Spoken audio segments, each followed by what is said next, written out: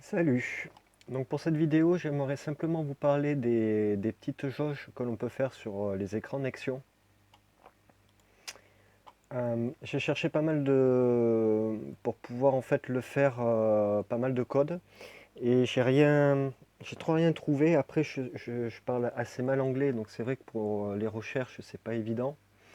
Le peu que j'ai trouvé, notamment en vidéo, c'était généralement euh, avec pas mal d'images, en fait avec une image par état d'aiguille.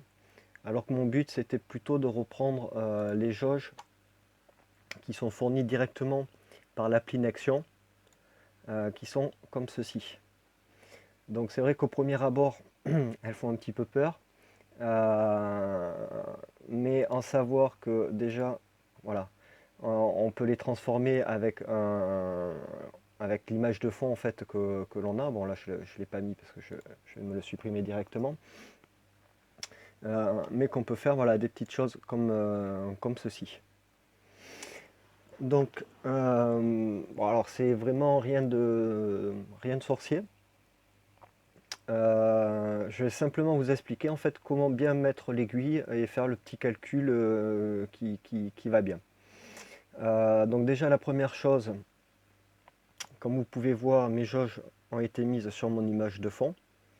euh, pour gagner un espace et puis parce que voilà, comme je voulais pas des grandes jauges, euh, un affichage relativement classique me suffisait. Euh, j'ai mis donc les petites jauges par-dessus. Et à ce moment-là, il va falloir calculer en fait pour afficher l'aiguille en degrés, puisque moi ce que je veux afficher, c'est des pourcentages à la base. Donc dans un premier temps, j'ai mis l'aiguille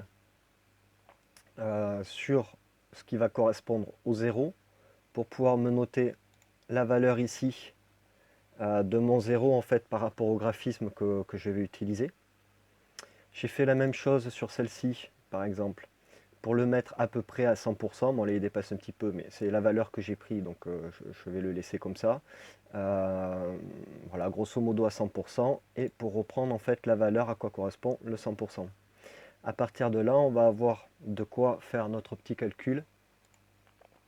Donc moi, ce sont des pourcentages que je voulais transformer. Donc par exemple avec l'UC, la RAM et le disque, le pourcentage d'utilisation. Donc, je me suis fait un petit bloc-notes comme ça pour ne pas trop me perdre dans mes explications. C'est tout bête en fait, c'est vraiment une règle par 3, un tout petit peu adaptée puisque il va falloir qu'on effectue deux calculs. Un qui va correspondre en fait à ce qu'il y a en dessous du 360 degrés, puisqu'à partir de 360 degrés, la jauge en fait repart à zéro. On ne va pas pouvoir mettre par exemple un 375 degrés. Je sais que certains logiciels peuvent le gérer, en l'occurrence là, non. Donc, si le 0 à 318, le 100% à 225 degrés. Pour transformer notre pourcentage en degrés. Donc, on va calculer de notre 0, donc du 378, le nombre de degrés qu'il y a pour aller à 360. Donc, il y en a 42, c'est simple. Pour avoir en fait le total de degrés que nous avons sur notre jauge, nous allons ajouter ces 42 en fait au reste du degré pour aller à 100%. Donc comme on a vu c'était 225, 42 plus 225 ça fait 267 degrés. Comme on va vouloir faire une règle par 3 toute bête, il va nous falloir en fait déjà à quoi 1% correspond en degrés. Donc 267 degrés par 100, ça fait 2,67, donc 1% correspond à 2,67 degrés. Donc ça, c'est la multiplication qu'on va devoir faire pour transformer nos pourcentages en degrés. Maintenant, on va déterminer en fait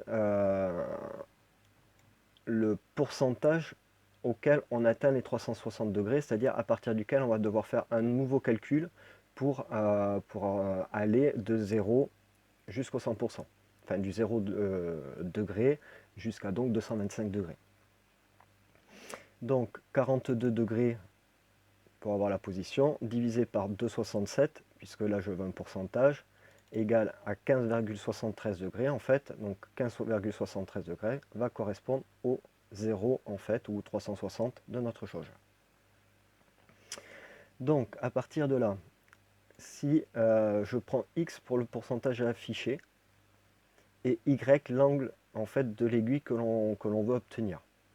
Donc si X est inférieur à 15,73%, donc pour obtenir notre nombre de degrés, on va multiplier notre pourcentage par 2,67 et on va ajouter en fait les 318 degrés. Tout simplement parce qu'on a le 0 à 318, pardon, donc on ajoute tout simplement ça pour aller jusqu'à 360. À 360, donc on a un nouveau calcul à faire. Donc si x est supérieur à 15,73, alors y,